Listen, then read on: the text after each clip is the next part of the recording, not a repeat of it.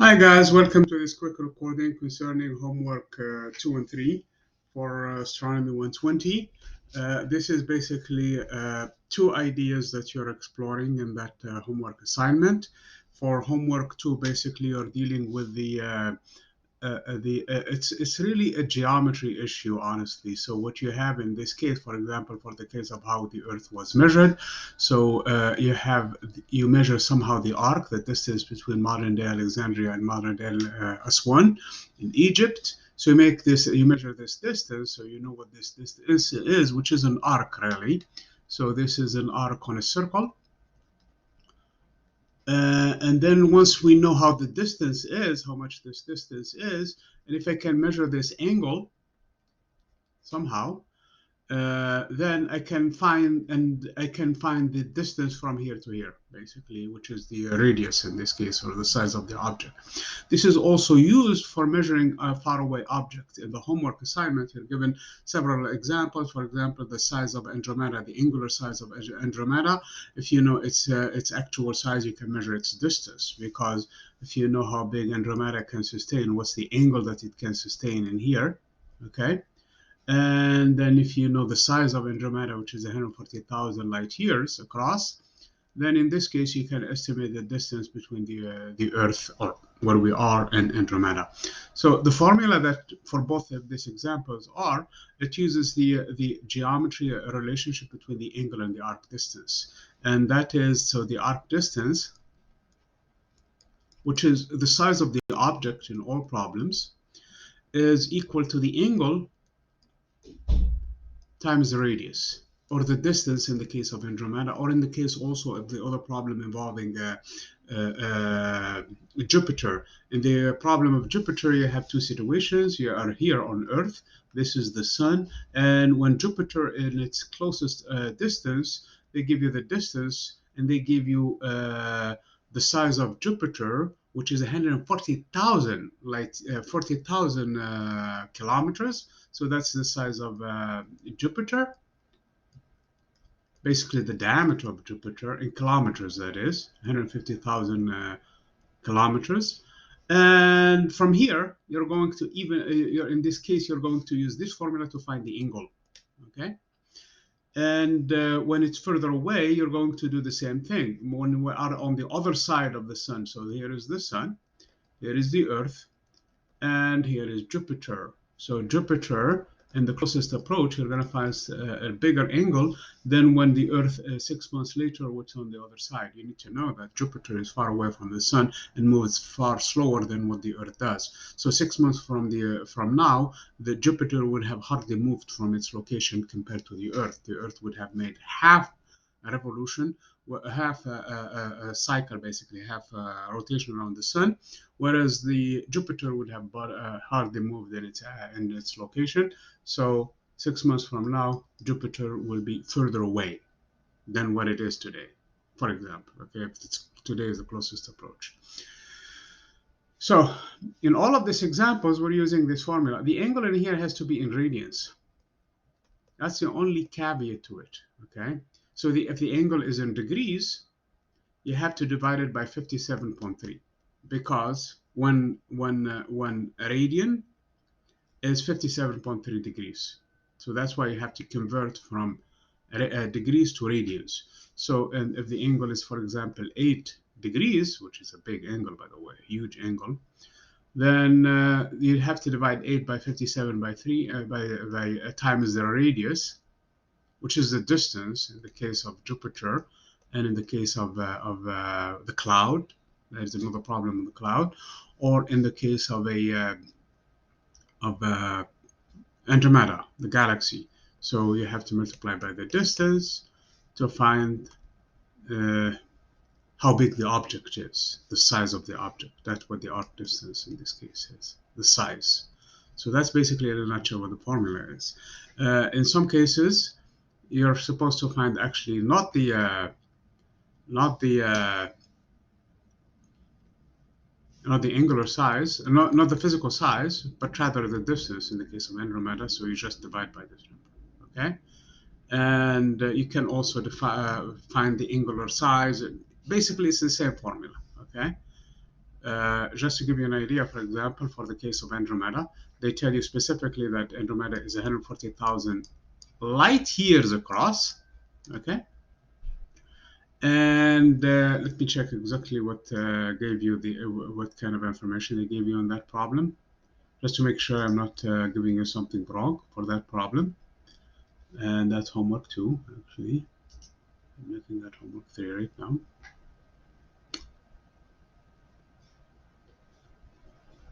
And where is homework 3? Homework 2. Here it is. Okay. So for homework 2, they tell you specifically that the galaxy is 140,000 light years across, and it's 3.18 degrees. So for that, I'm going to go back in here that this angle is 3.4 degrees. So I have to make sure I'm converting it into 3.18 degrees. So I have to divide it by 57.3 and multiply by this number. And that should give me the actual, I'm sorry, what did I do? So the size in here, I'm sorry, fix that. The physical size in here, which is the arc distance, is 150 light years. So times the distance, what we don't know in this case. So it's not the multiply by this number. It's actually, it's going to be. So the distance. So we want to find what the distance is from this formula. So the distance will be the arc distance, or the size in this case, which is 140,000 light years, divided by the angle, which is 3.18 degrees, converted into radians by dividing by 57.3 degrees. So per radian, so in this case, the answer is going to be in radians, which is a unitless really number. So let me see if I can put a calculator in here. Calculator. Come on. And actually I need to pull the calculator to this screen in here. So basically what I'm saying in here, it's 140 light years, 140,000 light years, I should say, divided by, open parentheses, 3.18, and that number is actually divided by 57.3 because I have to convert it to radians. Close this parentheses and hit enter. So it's giving me 2.5522641.50. So 2,522,641 light years. We're going to write this one as roughly 2.5 million light years from here. 2.5 million light years. That's how far Andromeda is using that problem. So that's the last problem from homework. Where is the homework assignment? Yes, this is the one. So this is basically the last problem. And you can follow the same thing for the other problems. So for the other homework assignment, and let me go back to my assignments in here. I know you guys are supposed to navigate through the homework, the other page. So let me go to homework 3. And in homework 3, that's another approach that we have. All of this problem series has an orbital period. So they give you P. And what is the semi-major axis? So we want to know A, and they ask you how far is it from where would you put it, okay, in the solar system. Sedna is an object in the solar system. They give you its P. It's A. It's 526 astronomical units. That's the semi-major axis. It's 526 astronomical units. What is its period? So we need to find P, how long it takes to go around the sun. And how does this compare to Pluto's, which is 248 years to go once around the sun? So you will find out that Sedna will take far longer than that, far longer than what Pluto does. And then suppose an asteroid has a closest approach. This is slightly different. So we're going to take this example probably of 0.5 half an astronomical units from the sun, as far away as 5.5 astronomical. What is the semi-major axis of this orbit? So we need to find A based on this information, and then what is the orbital period? How long does it take for this asteroid to go once around the sun? If a comet orbits the sun, reaches 1 astronomical unit at its closest approach to the sun, and its orbital period is 27 years, what is its maximum distance from the sun? So all of these formulas, you will realize they use the same relationship, and this is the third law of Kepler: p squared equals to a cubed. So we're going to use that to solve all of these three problems. And so is the last one, honestly, too. Calculate the speed in kilometers per second of an astronomical asteroid. I'm sorry, of an asteroid in a circular orbit at 4 astronomical units by dividing the orbit's circumference by its period. So let me take this to the other screen so that I can see it too.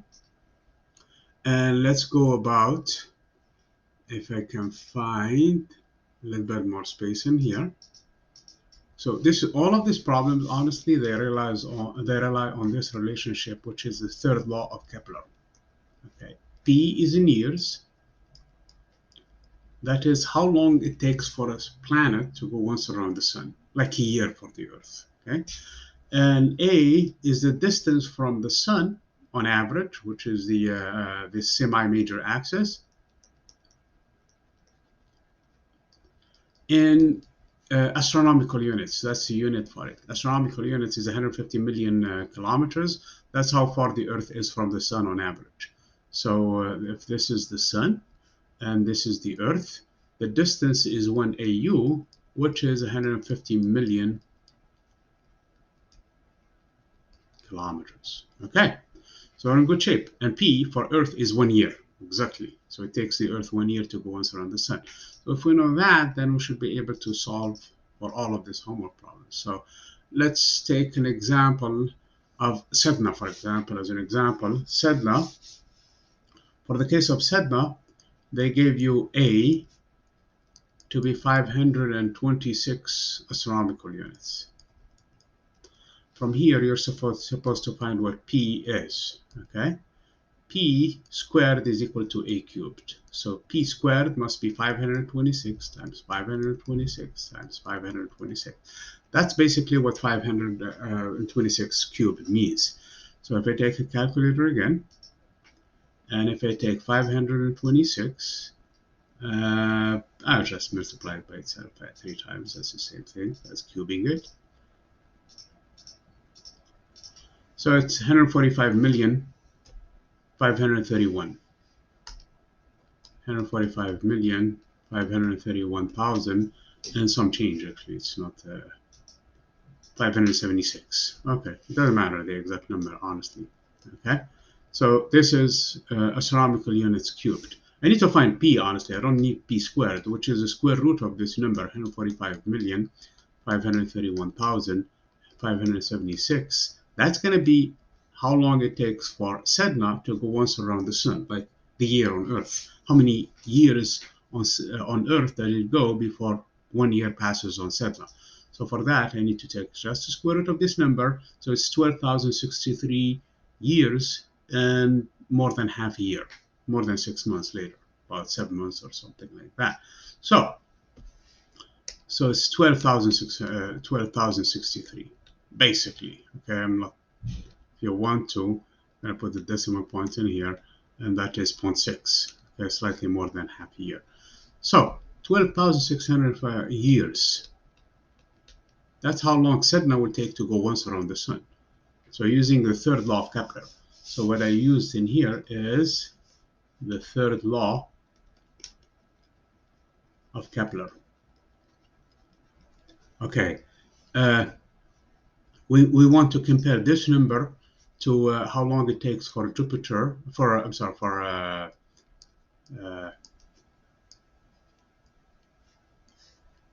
Pluto to go once around the sun, which is 248.1, to see how many of that. So all I have to do is just divide the last number by 248.1.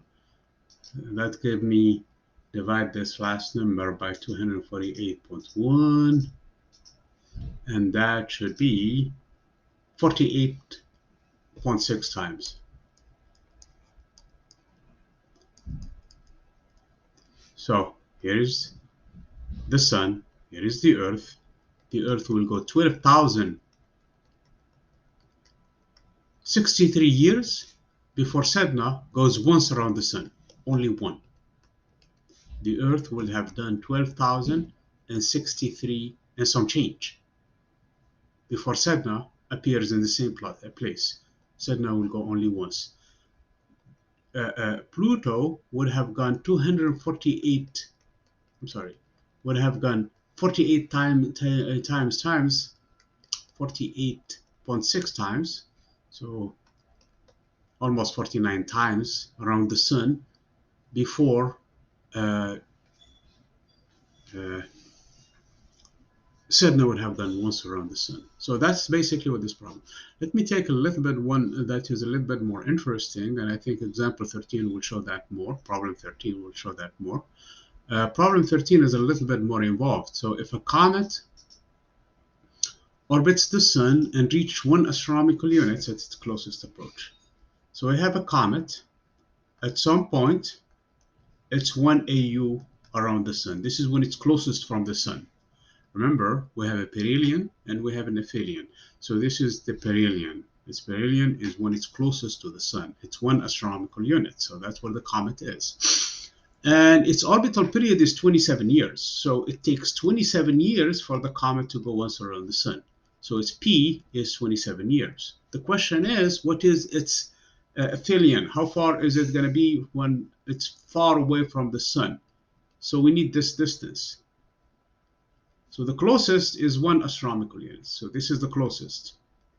For that, I need to know its major axis, not semi-major axis. I need to find the entire major axis and subtract from it 1 AU. That should give me how far is it going to be. So the major axis is 2A. That's what the major axis is. It's twice the semi-major axis. So this is the major axis. And A and P are related to one another through this relationship. So basically, A is the cubic root of P squared, okay? And P is 27 years. That's what they said for this comet. So it's the cubic root of 27 squared, because 27 times 27, so it's 27 squared. So I need to take 27 times 27, and then at the end, I need to take its cubic root. I mean, it's probably, for those of you who took algebra, they can clearly find the answer to being 3 times 3, which is 9. So let's see here if it's 9 or not. So let me get the calculator again. So I have 27 squared. And then I have to find the cubic root. The cubic root is you raise it to the power of 1/3, really. So you raise it to, open parentheses, 1/3. And close the parentheses and hit equal. And as I said before, the answer is 9 astronomical units. So the whole semi-major axis, not the whole axis, is 9 years. I'm sorry, 9 astronomical units. I'm not focused. I'm sorry, guys. Okay? 9 astronomical units. So the major axis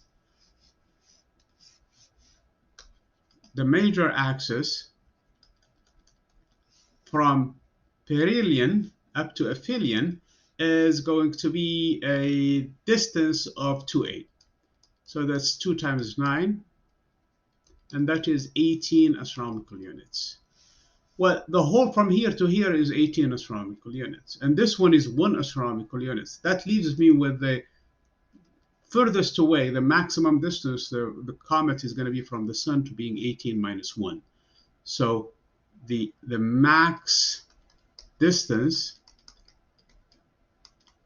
is the entire semi-major axis, I'm sorry, the entire major axis minus the closest approach, which is 1 AU, and this we found it to be 18 astronomical units, and this is 1 AU was given as part of the problem, so the furthest is going to be 17 astronomical units, okay, very far, okay.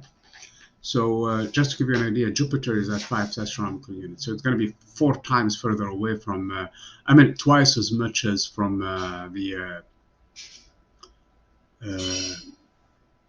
the Earth is, I mean, as the Sun is from, as Saturn is from the Sun, okay? Or 4 times as Jupiter is from the Sun. So that's this problem.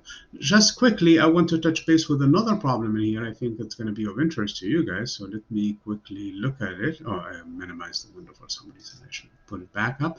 And that is the last problem, because it requires a little bit of thinking about it. So the last problem in here, it says calculate the speed in kilometers per second of an asteroid in a circular orbit. So it's not a elliptical orbit, And circle is a special case of an ellipse where the semi-major, where should I say, uh, uh,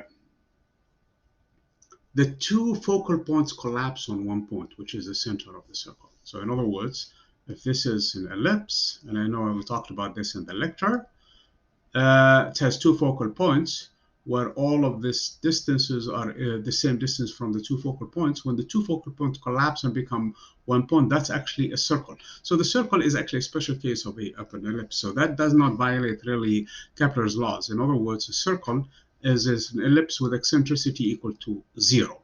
Okay, that's basically what that is. Okay, the distance between the two focal points is 0. So it's you can think of it that way too. So dividing the orbit's circumference, but so we need to find the speed. So they gave us the distance, they gave us the radius, which is the semi-major axis. The radius is a, and they said it's 4 astronomical units. Okay, we know the circumference is equal to 2 pi times the radius. That is, in this case, the circumference, the whole thing, is 2 pi times 4 astronomical units. Okay, which gives me 8 pi astronomical units. Don't convert yet. I mean, don't be tempted to convert the astronomical unit by multiplying by 150 million kilometers. That's true. I mean, we need to do this conversion for this problem because they want to find the speed, v, as being the ratio of c, the circumference, divided by the time it takes to go once around the sun. Well, if that's the case, that's exactly one p, 1 period p, okay? So since I don't know what P is, I can use this again, third law of Kepler, to find what P is. Remember, A is 4 astronomical units, so it's 4 times 4 times 4, and that is 64 astronomical units cubed. Then P is just the square root of this number. Square root of 64 is 8, and it's 8 years. Okay? So then in this case, the speed, all I have to do is just divide 8 pi, which is the circumference, divided by 8, and that gives me the speed, v, is equal to 8 pi in astronomical units, divided by 8 years. Okay, cancel the 8 with the 8, and that's why it's a good idea not to convert yet, because these two numbers, they cancel. So it's going to be, the answer is pi astronomical units divided by per year. That's basically what the answer is of the speed, but they don't want it this way. They want it in kilometers per second. Well, in this case, it's no big deal. We know an astronomical units is 150 million years. So the V then, so we're going to do a bunch of conversions in here in one line. So pi is 3.14 times 1 astronomical unit. I know there are 150, sorry, not there. Okay, let me, where is the eraser in here? I was going to think that there is maybe an eraser in here. I'm sorry about this.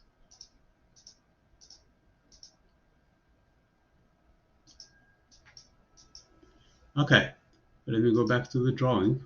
Okay, so the astronomical units, I have to multiply by 150 million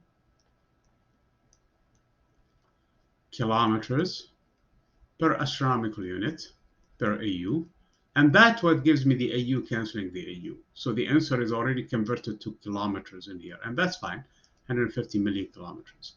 But then the year, 1 year, I know in 1 year, there are 365 days. And in 1 day, 24 hours. And in 1 hour, there are 60 minutes. And in 1 minute, so it's still all of this in the denominator, by the way. And this is the expression that I'm trying to get all the way to the second. And in a minute, I have 60 seconds. So cancel the minute with the minute, cancel the hour with the hour, cancel the day with the day, and cancel the year with the year. And at the end of the day, I have the answer is going to be 3.14, that's pi, times 150 million divided by 365 times 1. I'm not writing the 1 because I have to, it's on 1 year, so multiplying by 1 is not going to change anything.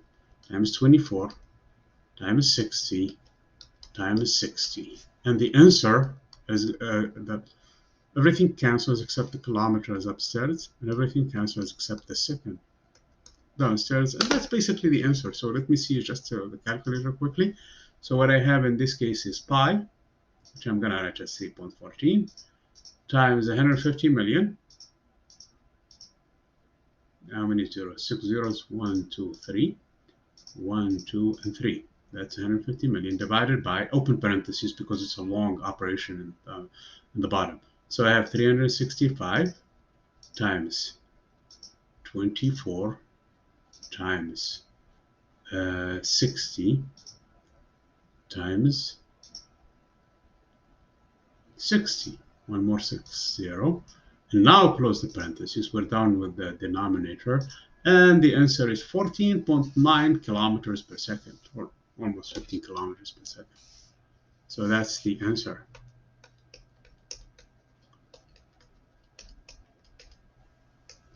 Okay. So I hope this is helpful. Please send questions if you guys still have them. And thank you very much.